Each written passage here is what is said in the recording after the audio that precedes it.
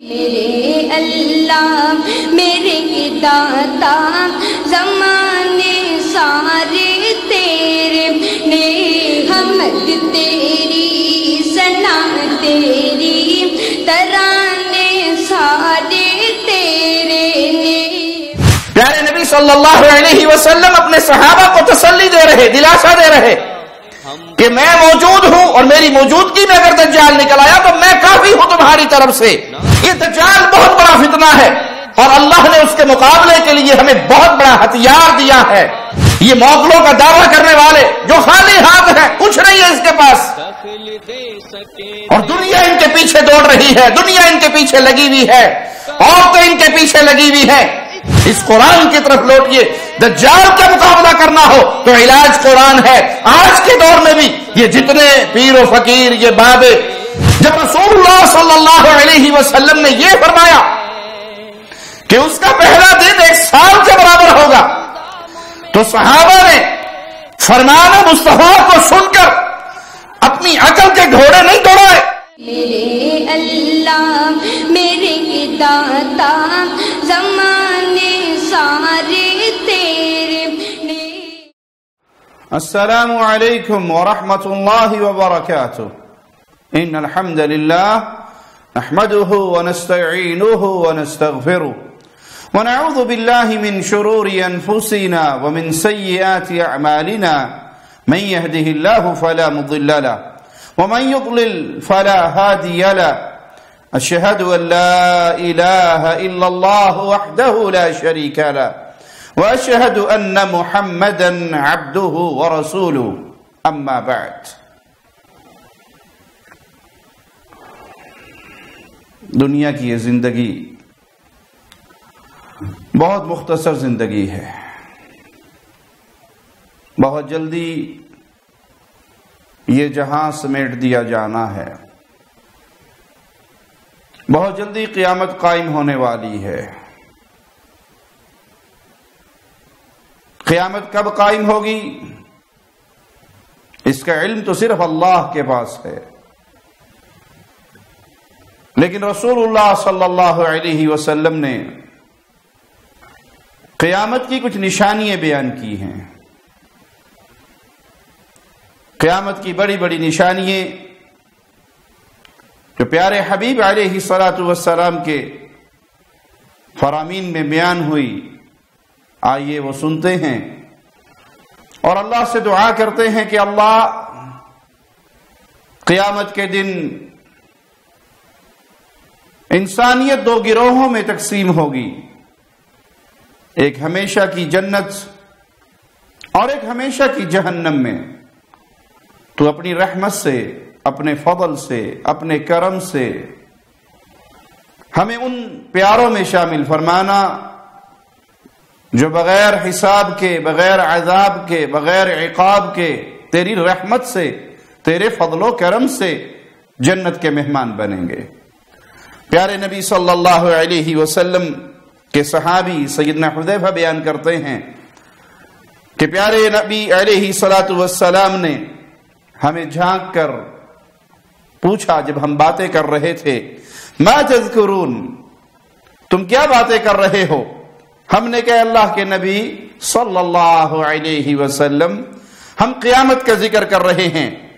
تو آپ نے فرمایا انہا لن تقوم حتی ترون قبلہا 10 آیات، یہ اس وقت تک قائم نہیں ہوگی جب تک تم اس کے قائم ہونے سے پہلے 10 نشانیوں کو نہ دیکھ لو۔ پھر رسول کریم صلی اللہ علیہ وسلم آپ نے وہ نشانیاں بیان کی، دھوئیں کے نمودار ہونے، دجال کے ظہور، دابۃ الارض، زمین سے نمودار ہونے والا عجیب الخلقت جانور، سورج کے مغرب سے طلوع ہونے، عیسیٰ ابن مریم کا نزول، یاجوج ماجوج، اور 3 جگہ زمین کا دھنسنا، ایک مشرق میں، دوسرا مغرب میں، اور تیسرا جزیرہ عرب میں، اور آخر میں یمن سے ایک آگ نکلے گی جو لوگوں کو ان کے میدان محشر کی طرف دھکیلے گی۔ یہ نشانیاں پیارے نبی صلی اللہ علیہ وسلم نے بیان فرمائی، یہ قیامت کی بڑی نشانیاں ہیں۔ ان کی حقیقی ترتیب اللہ کے علم میں ہے، لیکن یہ قیامت کی بڑی نشانیاں ہیں۔ سیدنا عبداللہ بن عمر بیان کرتے ہیں، پیارے نبی صلی اللہ علیہ وسلم کا فرمان، ان اول الآیات خروجا طلوع الشمس من مغربها، قیامت کی جو نشانیاں ہیں ان میں پہلی نشانی سورج کا مغرب سے طلوع ہونا، وخروج الدابة على الناس ضحى وأيهما ما كانت قبل صاحبتها فالأخرى على إثرها قريب، پہلی نشانی کہ سورج مغرب سے طلوع ہوگا اور دن چڑھے لوگوں کے سامنے زمین کے چوپائے کا نکلنا، ان میں سے جو نشانی دوسری سے پہلی ظاہر ہو گئی تو دوسری اس کے بعد جلد ہی نمودار ہو جائے گی۔ اور ایک حدیث میں ہے کہ توبہ کا دروازہ کھلا ہے، انسان اپنے گناہوں سے توبہ کر سکتا ہے۔ کب تک؟ جب تک سورج مغرب سے طلوع نہیں ہوتا۔ جب یہ سورج مغرب سے طلوع ہوگا تو پھر توبہ کا دروازہ بند ہو جائے گا، اس سے پہلے توبہ کا دروازہ ہے۔ یا روح انسان کے حلق میں آ کے نہیں اٹک جاتی، یقین کامل ہو جاتا ہے کہ اب موت میرے سامنے ہے، اس سے پہلے توبہ کا دروازہ کھلا ہے۔ قیامت برپا ہو کر رہنی ہے، یہ کڑوی حقیقت ہے، یہ شدید دن واقع ہونا ہے۔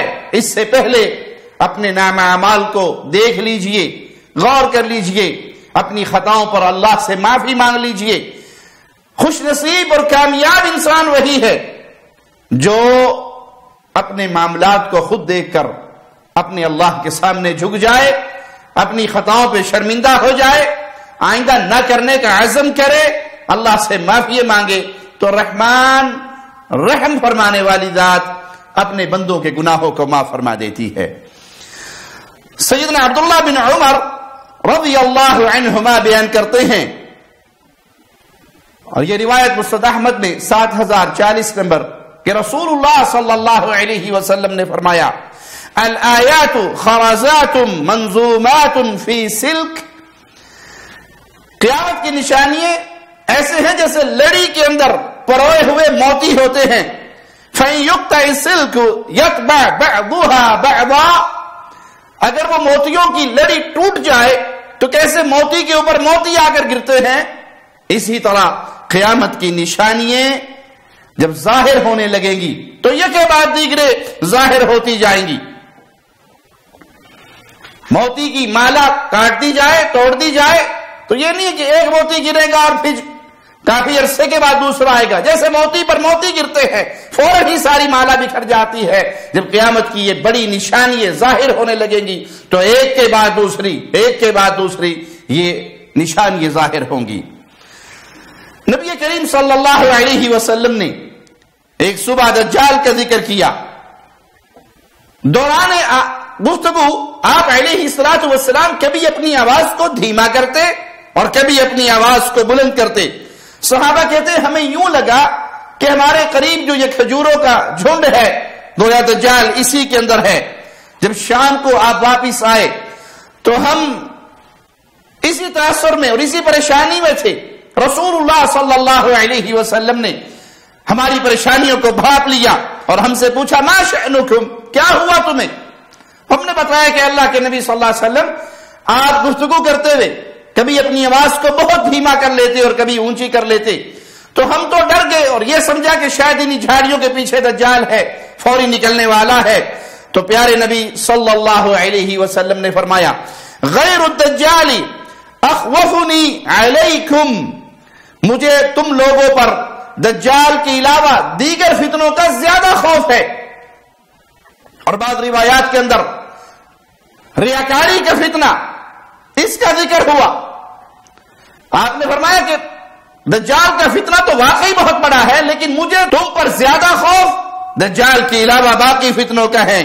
ان یخرج وانا فیکم فانا حجیجہ دونکم، اگر دجال نکلتا ہے اور میں تمہارے درمیان موجود ہوں تو میں تمہاری طرف سے اس کی تکذیب اور اس کے مقابلے کے لیے، اس کے خلاف دلائل دینے کے لیے میں کافی رہوں گا۔ پیارے نبی صلی اللہ علیہ وسلم اپنے صحابہ کو تسلی دے رہے، دلاسا دے رہے کہ میں موجود ہوں اور میری موجودگی میں اگر دجال نکل آیا تو میں کافی ہوں تمہاری طرف سے۔ وَإِن يَخْرُجْ وَلَسْتُ فِيكُمْ، اور اگر وہ اس حال میں نکلا کہ میں تمہارے درمیان نہ ہوا، معنی کیا؟ نبی کریم صلی اللہ علیہ وسلم اپنے صحابہ کے درمیان نہ ہوئے کا معنی کہ آپ فوت ہو جائیں، آپ یہ دنیا چھوڑ جائیں، اللہ کی جنتوں کے مہمان بن جائیں۔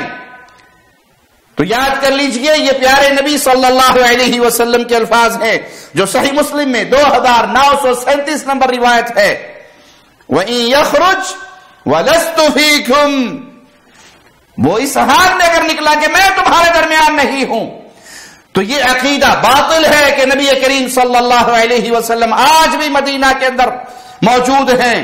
جن کی نظریں کھلی ہوئی ہیں ان کو نظر آتے ہیں، جن کی بینائی اندھی ہو گئی ہے وہ نہیں دیکھ سکتے، وگرنہ آپ وہاں مجالس کرتے ہیں، لوگ آپ کی زیارت کرتے ہیں، آپ کی محفلیں سجتی ہیں۔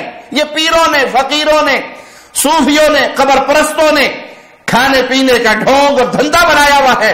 رسول اللہ صلی اللہ علیہ وسلم کے مبارک نام کو اپنے پیٹ کی جہنم بھرنے کا ذریعہ بنایا ہے، وگرنہ کتاب و سنت کے واضح دلائل اس بات پر گواہی دیتے ہیں کہ رسول اللہ صلی اللہ علیہ وسلم 63 سال اپنی زندگی پوری فرما کر اللہ کی جنتوں کی طرف منتقل ہو گئے۔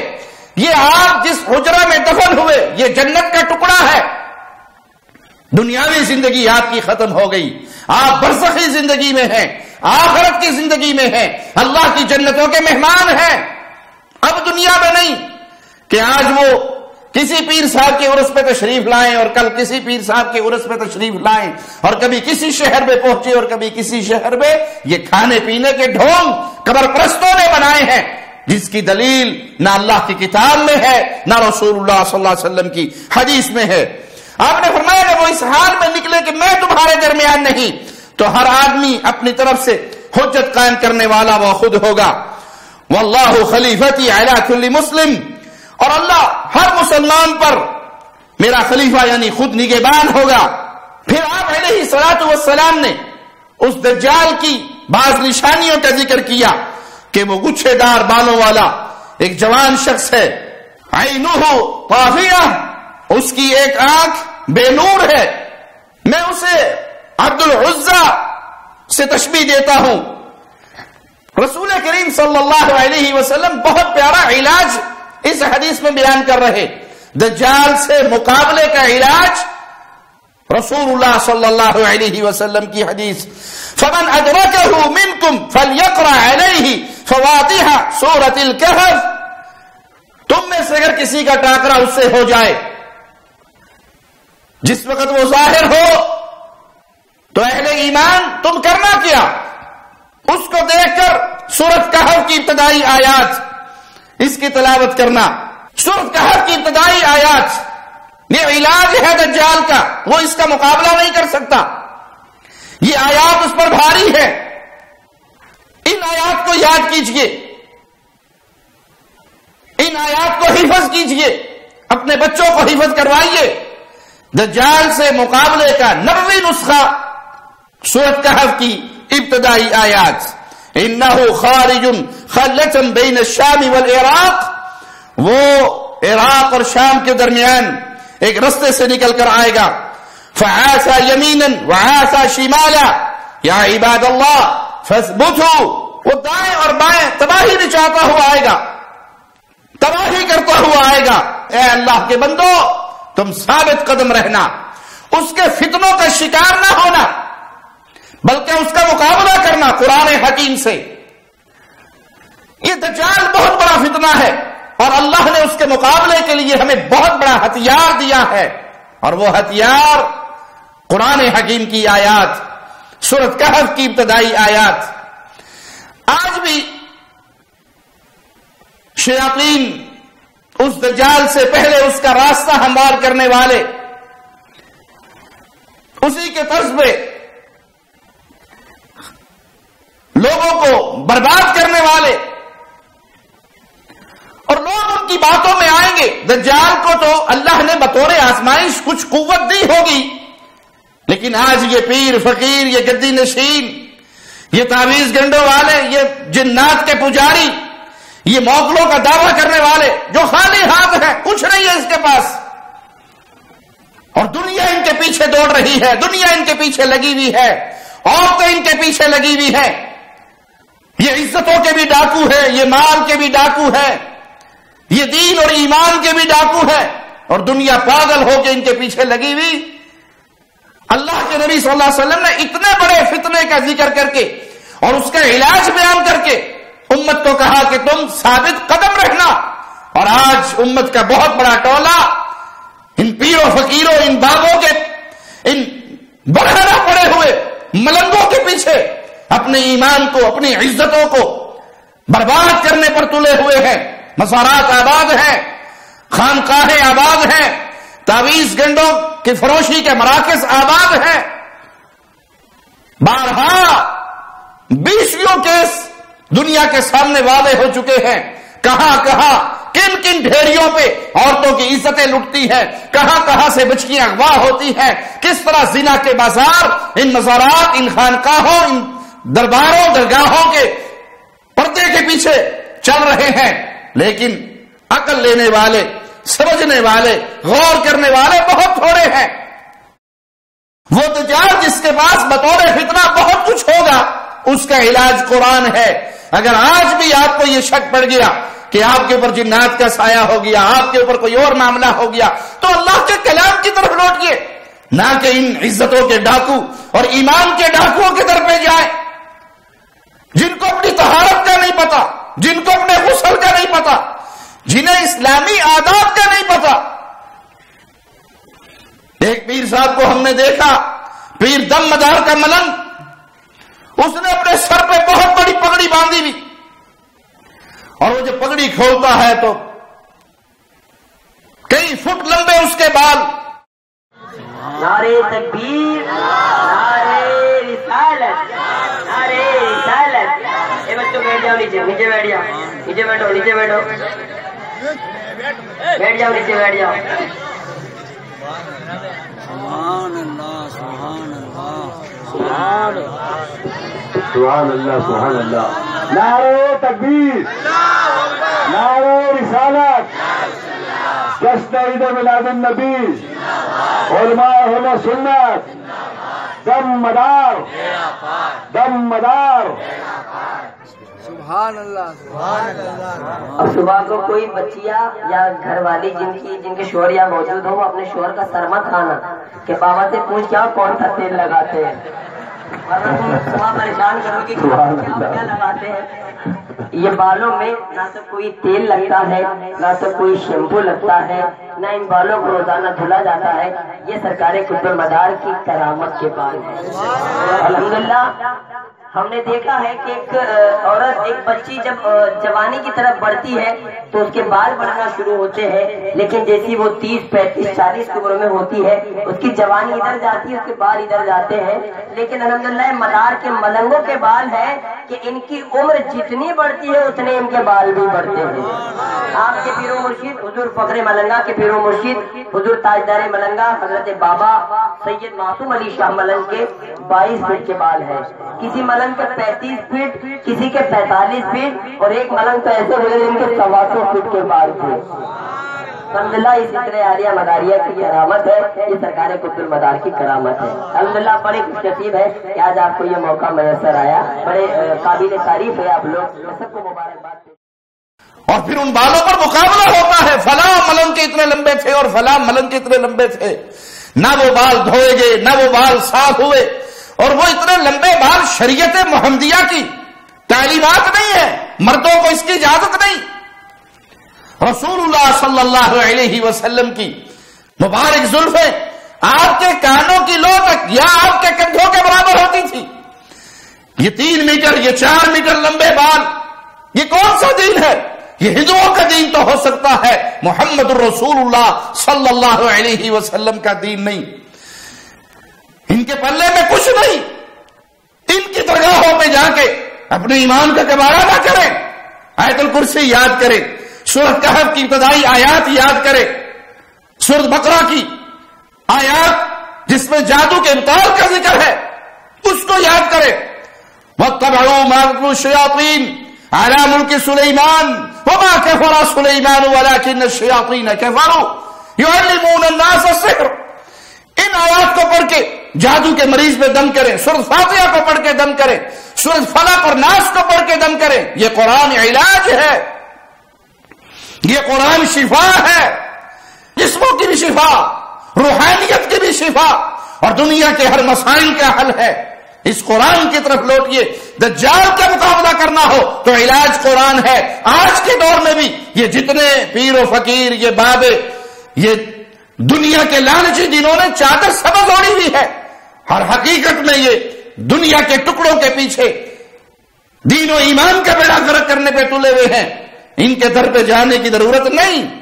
اپنی بیماریوں میں, اپنی تکلیفوں میں, اپنی مصیبتوں میں, اپنے غموں میں قرآن کی طرف لوٹیے اور قرآن سے علاج کروائیے. رسول اللہ صلی اللہ علیہ وسلم سے صحابہ نے سوال کیا, اللہ کے نبی علیہ الصلوۃ والسلام, دجال اس دنیا پہ کتنے دن باقی رہے گا؟ تو آپ علیہ الصلوۃ والسلام نے فرمایا 40 یوما, وہ 40 دن اس دنیا پہ گزارے گا. یوم کے سنہ و یوم کے شہر و یوم کے جمعہ, اس کا ایک دن سال کے برابر ہوگا, اس کا دوسرا دن مہینے کے برابر ہوگا, اس کا ایک دن جمعے کے برابر ہوگا. وَصَائِرُ أَيَّامِهِ كَأَيَّامِكُمْ, اور باقی سارے ایام تمہارے عام ایام کے برابر ہوں گے. قربان جائیں صحابہ کے فہم پر, جب رسول اللہ صلی اللہ علیہ وسلم نے یہ فرمایا کہ اس کا پہلا دن ایک سال کے برابر ہوگا, تو صحابہ نے فرمان مصطفیٰ کو سن کر اپنی عقل کے گھوڑے نہیں دوڑائے کہ یہ کیسے ہو سکتا ہے کہ دن ایک ہو اور لمبا ایک سال جتنا ہو. یہ بات عقل میں نہیں آتی. جیسے آج بہت سے منکرین حدیث گمراہ ہو جاتے ہیں, رسول اللہ صلی اللہ علیہ وسلم کی حدیث کو سنتے ہیں اور پھر اس کو اپنی عقل کی کسوٹی پہ پرکھتے ہیں اور کہتے ہیں جی یہ بات عقل میں نہیں آتی. حدیث تو صحیح ہے, صحیح بخاری میں ہے, سندن بھی صحیح ہے, لیکن میری عقل چیخ چیخ کر کہہ رہی ہے کہ یہ یہودیوں کا جھوٹ ہے جو گھڑ کے حدیث کے نام پہ کھلا دیا گیا, اس کی کوئی حقیقت نہیں. صحابہ کے ایمان کا انداز چیک کیجئے. آپ نے فرمایا اس کا پہلا دن ایک سال لمبا ہوگا, تو صحابہ نے کہا اے اللہ کے نبی صلی اللہ علیہ وسلم, اس سال بھر لمبے دن میں ہم صرف 5 نمازیں پڑھیں گے, کافی رہیں گی ہمارے لیے 5 نمازیں, ہماری نمازوں کا کیا بنے گا؟ یہ سوال نہیں ہوا کہ یہ کیسے ہو سکتا ہے, یہ بات عقل میں نہیں آتی. یہ عقلانی اور عقل پرست, ان کا فہم سلف سے کوئی تعلق نہیں. صحابہ کا فہم کتنا پیارا کہ بات سنی اور فوراً تصدیق کر دی, عقل میں آئے یا نہ آئے. ہاں اپنے معاملات پر سوال کیا کہ ہم نمازیں 5 پڑھیں گے یا ہم نمازوں کا کیا کریں گے, تو آپ نے فرمایا لا اقدو لہو قدرہ, نہیں 5 نمازیں نہیں پڑھنی, بلکہ ان کے درمیانی اوقات کے مطابق اندازہ کرنا اور اس اندازے کے مطابق نمازیں ادا کرنا. ہم نے عرض کی اللہ کے رسول صلی اللہ علیہ وسلم, زمین میں اس کی سرعت رفتار کیا ہوگی؟ تو آپ نے فرمایا کالغیث, وہ ایسے بادل کی طرح کہ جس کو ہوا ہانکتی پھرے تیزی کے ساتھ, جس طرح ہوا بادل کو اڑاتی ہے. فَيَأْتِي عَلَى الْقَوْمِ فَيَدْعُوهُمْ فَيُؤْمِنُونَ بِهِ, وہ ایک قوم کے پاس آئے گا اور ان کو دعوت دے گا, وہ قوم اس پر ایمان لے کر آئے گی. وَيَسْتَجِيبُونَ لَهُ, اس کی بات مانے گی, اس کی فرمانبرداری کرے گی. فَيَأْمُرُ السَّمَاءَ فَتُمْطِرُ, وہ حکم دے گا آسمان کو کہ برس, تو آسمان سے بارش برسے گی. وہ زمین کو حکم دے گا کہ فصلیں اگاؤ, تو زمین فصلیں اگانا شروع کر دے گی. شام کے وقت ان کے جانور چارہ چر کے چراگاہوں سے جب واپس آئیں گے تو ان کے کوہان سب سے اونچے ہوں گے اور تھن انتہائی زیادہ دودھ سے بھرے ہوئے ہوں گے. پھر وہ ایک اور قوم کے پاس جائے گا, ان کو دعوت دے گا، وہ قوم انکار کر دے گی، اس کی دعوت کو تسلیم نہیں کرے گی، اس کو جھوٹا قرار دے گی اور اس کی دعوت کو ٹھکرا دے گی، وہ ان کو چھوڑ کے چلا جائے گا۔ اللہ کی طرف سے آزمائش ان کے لیے کتنی بڑی ہوگی کہ اس کے جانے کے بعد وہ قحط کا شکار ہو جائیں گے، ان کے مال مویشیوں میں سے ان کے ہاتھ میں کچھ باقی نہ رہے گا، ان کی زمین بنجر ہو جائے گی۔ یہ اس کے پاس بطور آزمائش کی چیزیں اللہ مالک نے اسے عطا کی۔ آج جن لوگوں کے پلے میں تم ان کے قدموں میں سجدہ ریز ہو، یہ تمہاری طرح کے انسان ہیں، ان کے پلے میں کچھ نہیں، ان کے اختیار میں کچھ نہیں۔ یہ جھوٹ کی قصے اور کہانیاں تمہیں سنا کر تمہارے ایمان کا بیڑا غرق کرتے ہیں۔ جس دجال کو بطور آزمائش اتنا کچھ ملا ہوگا، اس کا علاج رسول اللہ صلی اللہ علیہ وسلم نے سورۃ کہف کی ابتدائی آیات بیان کی۔ آج جن کے پیچھے بھاگ رہے ہو، جن پیروں فقیروں کے پیچھے اپنے ایمان کا بیڑا غرق کر لیا ہے، عقیدہ توحید کو بھلا بیٹھے ہو، انہی کو سب کچھ کرنی بھرنی دھرنی والا تم نے سمجھ لیا ہے، ان کے تو اختیار میں کچھ نہیں ہے۔ دجال کے اختیار سنو، اس کی حالت کیا ہے۔ پیارے نبی صلی اللہ علیہ وسلم نے فرمایا، وہ ایک نوجوان کو بلائے گا، ہنستا مسکراتا ہوا نوجوان، وہ اس کو تلوار مارے گا، قتل کر دے گا اور ان کے درمیان میں سے 2 ٹکڑے کر دے گا، اور پھر اس کو حکم دے گا، وہ نوجوان زندہ ہو کے کھڑا ہو جائے گا۔ یہ تو نہ کسی کو مار سکتے اور نہ ہی کسی کو زندہ کر سکتے، جھوٹی کہانی آپ کو سنائیں گے، فلاں بابے نے 12 سال کے ڈوبے ہوئے فلاں کشتی کو پار لگا دیا تھا، مروں کو زندہ کر دیا تھا، وہ بابا فلاں مردے کو زندہ کرتا تھا، وہ بابا فلاں مردے کو زندہ کرتا تھا۔ یہ کہانیاں ہیں، یہ قصے ہیں، یہ جھوٹ ہے۔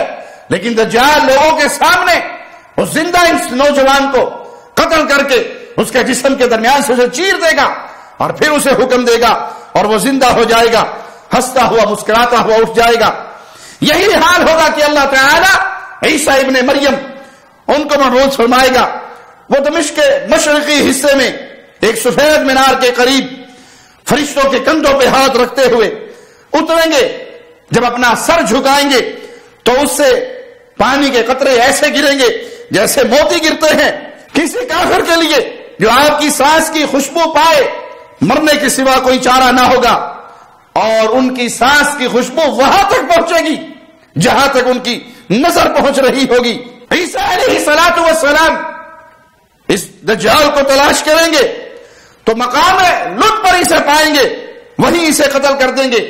پھر عیسیٰ علیہ الصلوۃ والسلام لوگوں کے پاس آئیں گے جنہیں اللہ نے دجال کے فتنے سے محفوظ رکھا ہوگا، تو اپنے ہاتھ ان کے چہروں پر پھیریں گے اور انہیں جنت میں ان کے درجات کی خبر دیں گے کہ تم اس آزمائش پر ثابت قدم رہے اور اس کے فتنے سے محفوظ رہے، تمہارے جنت میں درجات بلند ہوئے۔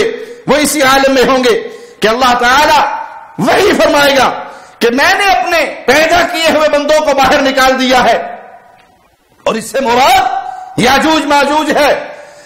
یہ ایسی قوم ہے کہ کسی کے اختیار میں نہیں کہ وہ ان سے جنگ کر سکے۔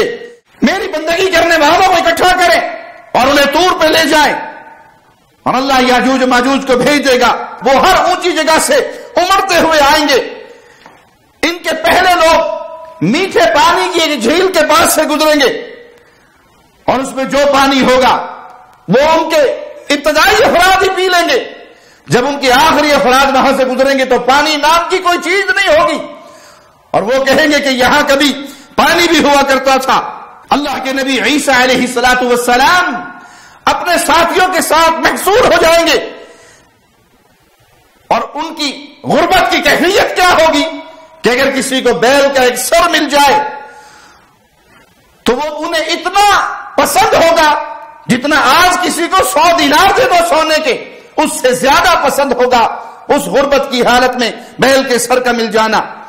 اللہ کے نبی عیسیٰ علیہ الصلوۃ والسلام اللہ سے دعائیں کریں گے، گڑ گڑائیں گے، اور اللہ کے سامنے سوالی بنیں گے کہ اس یاجوج و ماجوج سے ہماری جان چھڑا دی جائے۔ اللہ خالق و مالک ان کی گردنوں پر کیڑے کا ایک عوام مسلط کر دے گا، ایک کیڑا نمودار ہوگا، جو ان کی گردنوں پر ہوگا، جس سے یخلق ان سب کی موت ہو جائے گی، وہ سب ہلاک ہو جائیں گے۔ پھر اللہ کے نبی عیسیٰ علیہ الصلوۃ والسلام میدانی زمین پر اتریں گے تو زمین ان کے لاشوں سے ایسے بھری ہوئی ہوگی گویا ایک بارش کی جگہ بھی خالی نہیں۔ پھر اللہ کے سامنے سوالی ہوں گے کہ ان کی بدبودار جسموں سے ہماری جان چھڑا دی جائے۔ پھر اللہ ایسے پرندے بھیجے گا جن کی گردنیں بغتی اونٹوں کی طرح ہوں گی، اور وہ ان لاشوں کو اٹھا کر جہاں اللہ چاہے گا وہاں پھینک دیں گے۔ پھر اللہ بارش کا نزول فرمائے گا، ایسی بارش جس سے نہ کوئی اینٹوں کا گھر باقی بچے گا، نہ اون کا خیمہ کوئی اور مہیا کر سکے گا، اور اس بارش سے اللہ زمین کو دھو کر شیشے کی طرح صاف کر دے گا۔ پھر زمین سے کہا جائے گا اپنا اناج، اپنے خزانے اگل، زمین اپنا پھل اگائے گی۔ ان پھلوں کی کیفیت حدیث میں بیان ہوئی، ایک انار ایک جماعت کو کافی ہوگا، اور وہ انار اتنا بڑا ہوگا کہ اس کے سائے کے اندر لوگ آرام کر سکیں گے۔ اور دودھ میں اللہ اتنی برکت ڈال دے گا کہ اونٹنی کا دودھ لوگوں کی ایک بڑی جماعت کو کافی ہوگا، اور گائے کا دودھ ایک دفعہ نکالا ہوا ایک قبیلے کو کافی ہوگا، بکری کا دودھ ایک قبیلے کی ایک شاخ کو کافی ہوگا۔ اسی حال میں اللہ مالک ایک عمدہ ہوا چلائے گا، ایک پاکیزہ ہوا بھیجے گا، وہ لوگوں کو ان کی بغلوں کے نیچے سے پکڑے گی، اور ہر مومن ہر مسلمان کی روح قبض کر لی جائے گی۔ بدترین لوگ زمین پہ رہ جائیں گے، وہ گدھوں کی طرح برسر عام لوگوں کے سامنے اختلاط کریں گے، اور انہی بدترین لوگوں پر قیامت قائم ہوگی۔ اہل ایمان کو اٹھا لیا جائے گا، ایک پاکیزہ مبارک روح مبارک ہوا کے چلنے سے ان کی روحیں قبض کر لی جائیں گی، انہیں موت آ جائے گی۔ پھر جو لوگ بچیں گے وہ شریر ترین لوگ ہوں گے، مخلوق کی سب سے بری قسم ہوگی، وہ اعلانیہ لوگوں کے سامنے بے حیائی اور بدکاری کریں گے۔ سیدنا ابو سعید رضی اللہ عنہ وارضہ بیان کرتے ہیں کہ رسول اللہ صلی اللہ علیہ وسلم نے فرمایا، لا تقوم الساعة حتى تمتلئ الارض ظلما وعدوانا، اس وقت تک قیامت قائم نہیں ہوگی جب تک زمین ظلم و زیادتی سے بھر نہ جائے۔ اس زمین پہ ظلم و زیادتی ہوگی، زمین اس سے بھر جائے گی۔ جب یہ کیفیت ہوگی تو رسول اللہ صلی اللہ علیہ وسلم نے فرمایا، ثم يخرج رجل من عترتي، پھر میری اہل بیت میں سے ایک آدمی اٹھے گا، او من اہل بیتی یملؤها قسطا وعدلا، وہ جو میری اہل بیت میں سے آئے گا جس طرح زمین ظلم اور ستم سے بھری ہوگی وہ اس کو عدل اور انصاف سے بھر دے گا، تمام ظلم کا خاتمہ کرے گا۔ کما ملئت ظلما وعدوانا، جیسے یہ زمین ظلم و ستم سے بھری ہوئی تھی، وہ اس سارے ظلم و ستم کو ختم کر کے عدل و انصاف کا بول بالا کرے گا۔ یہ ہے امام مہدی کا وہ تصور جو رسول اللہ صلی اللہ علیہ وسلم نے دیا۔ اور مسند احمد کی روایت میں ان کی نشانی یہ بھی بیان ہوئی، اجلا اقرا، روشن چہرے والا، باریک اونچی اور درمیان سے اٹھی ہوئی ناک والا، یہ پیارے نبی صلی اللہ علیہ وسلم کے آل میں سے ہوگا، اہل بیت میں سے ہوگا۔ یہ تصور ہے جو رسول اللہ صلی اللہ علیہ وسلم نے پیش کیا، صحیح حدیث کی روشنی میں ہم آپ کے سامنے پیش کر رہے ہیں کہ یہ امام مہدی آئیں گے، ظلم اور ستم کو ختم کریں گے، زمین کو عدل و انصاف کا گہوارہ بنائیں گے۔ ایک امام مہدی کا تصور روافضی پیش کرتے ہیں، اللہ اور اس کے رسول کے دشمن، قرآن کے دشمن، اسلام کے دشمن، یہودیوں کی بنائی ہوئی سازشی تحریکوں کے کارکن۔ ایک تصور ان کا ہے، سنیے اس ظالم مجرم کو، یہ کہتا ہے کہ مولا روزہ رسول پہ جانے کے بعد پوچھیں گے کہ اے لوگو، یہ میرے جد اللہ کے نبی کے دائیں اور بائیں کون ہیں؟ بہار الانوار کی روایت ہے، علامہ مجلسی لکھتے ہیں کہ جب مولا پوچھیں گے تو لوگ بتائیں گے فلاں فلاں کی قبر ہے، مولا کہیں گے نہ باہر نکالو، باہر نکالنے کے بعد مولا کہیں گے سوکھا درخت ہوگا، مولا کہیں گے نہ درخت پہ لکھا دو، جیسے ہی سوکھے درخت پر دونوں کو لٹکایا جائے گا وہ درخت ہرا بھرا ہو جائے گا. پھر مولا کہیں گے کہ جاؤ یہودیوں کا فلاں فلاں جگہ کسی زمانے میں قبرستان تھا, وہاں ایک شخص اور دفن ہے, 30 کو بھی لے کر آؤ. مولا اسے بھی وہاں سے نکلوائیں گے اور نکلوانے کے بعد ان تینوں کو درخت سے لٹکا دیں گے. سوکھا درخت ہوگا, جیسے ہی انہیں درخت سے لٹکایا جائے گا وہ درخت ہرا بھرا ہو جائے گا. مولا کے لشکر کے کچھ لوگ بغاوت کر دیں گے اور امام زمانے کے مخالف آ کر کھڑے ہو جائیں گے. جب امام کے مخالف آ کر کھڑے ہو جائیں گے مولا حکم دیں گے کہ انہیں بھی قتل کر دو. انہیں بھی قتل کر دیا جائے گا. انہیں قتل کرنے کے بعد مولا کہیں گے کہ ان میں آگ لگا دو, ان میں آگ لگا دی جائے. یہ تصور پیارے نبی کے اہل بیت میں سے کسی شخصیت کا نہیں, یہ تو ظالم کا تصور ہے, یہ جابر کا تصور ہے, اور یہ کسی مسلمان کا عمل نہیں ہو سکتا کہ وہ ان کی لاشوں کی توہین کرے جو زندگی بھر بھی پیارے نبی کے ساتھ رہے, مرنے کے بعد بھی پیارے نبی کے ساتھ رہے, آج بھی وہ جنت میں آرام فرما رہے. ان کا وہ ٹھکانہ, میرے نبی کا وہ روضہ, میرے نبی کی وہ منبر اور حجرے کی جگہ وہ جنت کے باغوں میں سے ایک باغ ہے. رسول اللہ بھی جنت میں ہے, ابو بکر بھی جنت میں ہے, عمر بھی جنت میں ہے. جو ابو بکر عمر کی توہین کے بارے میں یہ جملے کہے اور جو یہ اعتقاد رکھے وہ امام مہدی تو دور کی بات ہے, مسلمان بھی نہیں ہو سکتا. یہ تو یہودیوں سے بھی بدتر کسی شخص کی تم نے تصویر کشی کی ہے, اس کو اہل اسلام کبھی بھی مسلمان نہیں مان سکتے. پیارے نبی نے اس امام مہدی کا جو تصور پیش کیا وہ ظلم و ستم کو مٹا کر عدل و انصاف کا بول بالا کرے گا. سیدنا ابو سعید بیان کرتے ہیں کہ رسول اللہ صلی اللہ علیہ وسلم نے فرمایا یخرج فی آخر امتی المہدی یسقیہ اللہ الغیث, میری امت کے آخری دور میں مہدی آئے گا, اللہ بارش سے اسے نوازے گا. وتخرج الارض نباتها, زمین اپنی نباتات کو نکال باہر کرے گی. وَيُعْطِي الْمَالَ صِحَاحًا, وہ مال برابر اور صحیح طریقے سے تقسیم کرے گا. وَتَكْثُرُ الْمَاشِيَةَ, خیر اور برکات کا یہ عالم ہوگا کہ جانور بہت زیادہ ہوں گے. وَتَعْزُمُ الْأُمَّةِ, امت کی تعداد بھی بہت زیادہ ہوگی. يَعِيشُ 7 أو 8, یعنی حججا, وہ 7 یا 8 سال تک زندہ رہے گا. امام مہدی کا یہ مقام, یہ مرتبہ, یہ شان, یہ عزت رسول اللہ صلی اللہ علیہ وسلم کی صحیح حدیث سے ثابت ہے.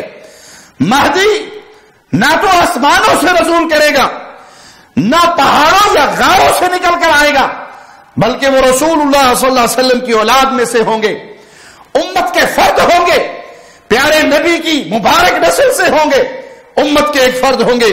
اللہ تعالیٰ اس ماحول, اس ذمہ داری کے لیے ان کی اصلاح فرمائے گا. وہ مسلمانوں کے خلیفہ بنیں گے اور مسلمانوں کی جماعت کے اندر اضافہ ہوگا. آسمان سے بھی خیر و برکات کا نزول ہوگا اور زمین سے بھی خیر و برکات کا نزول ہوگا. تو یہ قیامت کی بعض نشانیاں ہیں جو پیارے نبی صلی اللہ علیہ وسلم کی احادیث سے ہمیں جن کا علم ہوا. تو اے پیارے بھائی, یہ قیامت برپا ہو کر رہنی ہے, یہ قیامت برپا ہو کر رہنی ہے. مرنے کے بعد یہ نہیں ہے کہ مٹی ہو گئے, معاملہ ختم ہو گیا. نہیں, ہمیں اٹھایا جانا ہے, ہم نے اللہ کے سامنے پیش ہونا ہے. اس لیے ہم جب کسی غم, مصیبت یا کسی کی موت کی خبر سنتے ہیں تو ہم کہتے ہیں انا للہ و انا الیہ راجعون, کہ ہمارا عقیدہ ہے ہم نے لوٹنا ہے اللہ کی طرف. جب ہم نے لوٹنا ہے تو وہاں ہم سے سوال ہونے ہیں, سوال کے بعد یا پھر جنت ہے یا جہنم ہے. تو اللہ کے لیے اس زندگی کو غنیمت جانیے, اس زندگی کو اپنے لیے نعمت جانیے اور اس آخرت کی تیاری کر لیجئے. اللہ سب سے پہلے کہنے والے کو توفیق عطا فرمائے, پھر ہر سننے والے کو توفیق عطا فرمائے کہ وہ اپنی زندگی کا حساب و کتاب لگائے, اپنے دن راتوں کا حساب لگائے. کامیاب ہے وہ جو اپنا حساب خود لگا کے اپنا معاملہ ٹھیک کر لے. اللہ ہمیں خیر پہ زندہ رکھے, ایمان پہ زندہ رکھے, ہماری خطاؤں کو اپنی رحمتوں سے معاف فرمائے, ہمیں حسن خاتمہ عطا فرمائے, نیک موت عطا فرمائے, ایمان کی بہترین حالت میں موت عطا فرمائے. اس حال میں اپنے پاس بلائے, اللہ ہم سے راضی ہو, ہم اپنے اللہ سے راضی ہوں. اقول قولی ھذا واستغفر اللہ لی ولکم ولسائر المسلمین. شب گریزاں ہوگی آخر جلوائے خورشید سے، یہ چمن معمور ہوگا نغمائے توحید سے۔